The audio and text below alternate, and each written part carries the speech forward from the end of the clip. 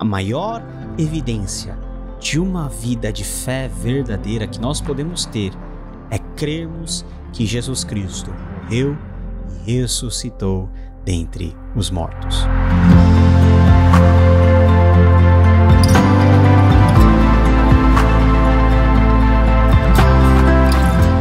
No último capítulo de Marcos, finalmente chegamos no fim da leitura desse primeiro evangelho que foi escrito dentre os 4 canônicos que nós temos no Novo Testamento. E o contraste não poderia ser tão grande, porque no capítulo 15 nós temos um tom muito pesado de sofrimento, de humilhação do próprio Senhor Jesus. Mas agora nós temos um tom de vitória. Nós temos um tom de conquista. Nós temos a dissipação de todos os temores e de todos os medos. E nós vemos o surgimento de Jesus, o seu ressurgimento, a sua forma ressurreta dentre os mortos, que é o motor para a obra da igreja nos tempos posteriores. No primeiro dia da semana, domingo, no terceiro dia da morte de Jesus, as mulheres associadas a Jesus, as suas discípulas, vão lá para o sepulcro para tratar o corpo de Jesus, para passar um unguento, e elas veem que ao chegarem no local, aquela grande pedra que estava na porta, ela havia sido retirada e o corpo de Jesus já não estava lá. Um anjo está assentado aonde estava o corpo de Jesus e simplesmente diz o seguinte: olha, ele não está mais aqui porque ressuscitou. Há uns tempos atrás, eu tive a oportunidade de ir para Israel e na entrada do sepulcro de Jesus, considerado pela tradição um dos possíveis lugares que podem ser o sepulcro de Jesus, costumava estar uma placa dizendo: ele não está aqui, ressuscitou. E o anjo faz questão de dizer: olha, Jesus, ele vai adiante de vocês para Galileia, como ele havia prometido. Nesse tempo em que todo mundo estava chorando pela morte de Jesus, veja que ninguém se lembrou da promessa que o próprio Senhor Jesus havia feito não somente uma, mas várias vezes. O Filho do Homem está indo para Jerusalém, onde será traído, ele será morto, mas ressuscitará. Todos eles esqueceram. Por que esqueceram? Porque na verdade não creram. Nós vemos um contraste muito grande. Na primeira metade do capítulo 16, nós vemos que o medo ele é causado pela incredulidade. Por que eles estão com medo? Porque eles não creram que Jesus ele ressuscitara. Eles nem sequer cogitaram nessa possibilidade. E Jesus ele se mostra pela primeira vez após ter sido ressuscitado a uma mulher, a Maria Madalena, de quem havia expulsado 7 demônios. Ela foi e contou aos discípulos, mas o que aconteceu com os discípulos? Eles não creram. Eles não deram ouvidos a Maria Madalena, talvez porque ela fosse mulher e naquele contexto judaico a palavra da mulher talvez não tivesse tanta credibilidade como a palavra de um homem, mas também eles não creram quando 2 discípulos viram Jesus, e a referência a 2 discípulos a caminho de Emaús, que após terem caminhado com Jesus, terem visto Jesus, vêm para Jerusalém, contam tudo e ainda assim os discípulos, eles não acreditam. Aonde está calcado a nossa fé? Senão na palavra e na promessa de Jesus Cristo. Jesus havia avisado que ele ia ressuscitar, mas ninguém acreditou por causa do medo, porque ressuscitar dos mortos era algo que eles sabiam que aconteceria, mas é algo tão inesperado que eles nem cogitaram na possibilidade de realmente o corpo de Jesus ter sumido, não porque alguém roubou,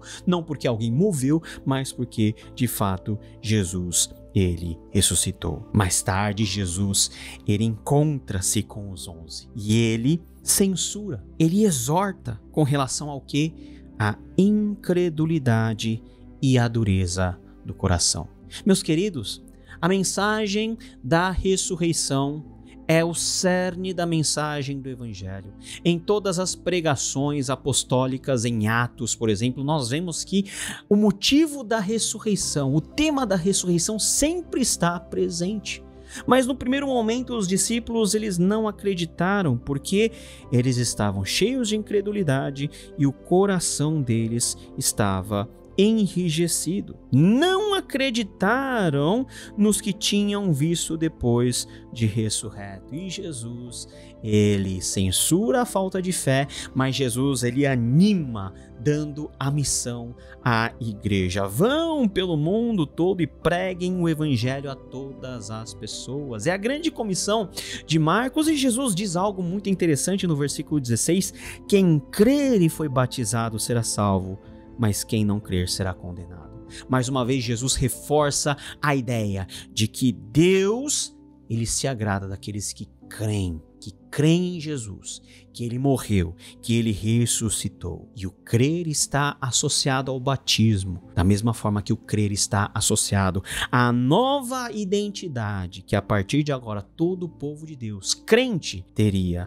como o novo Israel. E não somente a crença seria um motor, mas essa crença no Cristo ressurreto seria evidenciado pela sua própria presença viva no meio dos apóstolos. Os sinais que acompanham os crentes não são apenas demonstração de poder. Tudo isso que aconteceu e se cumpriu, por exemplo, no dia de Pentecostes, em momentos importantes da história, não é meramente demonstrar que você pode tomar veneno e não morrer, não. É a presença viva do Cristo ressurreto, que em momento oportuno preserva a igreja, cuida da igreja, empodera a igreja, para que ela continue a sua missão. E Jesus, depois de ter se mostrado ressurreto, ele é levado aos céus e se assenta à direita de Deus. E essa visão última de Jesus Cristo, assentado à destra de Deus, é o que move os discípulos a quebrarem o temor que os discípulos e as mulheres expressaram no começo do capítulo 16, para viverem um ministério e uma missão de coragem. Diz o versículo 20: então os discípulos saíram e pregaram por toda parte, e o Senhor cooperava com eles, confirmando-lhes a palavra com sinais que o acompanhavam. Meu irmão, minha irmã, depois de toda essa leitura em Marcos, aquilo que é central é nós crermos que Jesus Cristo morreu e ressuscitou por nós e que ele continua com cada um que crê, cada um que foi batizado em seu nome, cada um que agora é o seu povo e continua até o fim, cooperando, confirmando com sinais a palavra que é crida e que é proclamada. Esse é o grande impulso. Essa é a grande inspiração que Jesus, ele quer dar também a cada um de nós.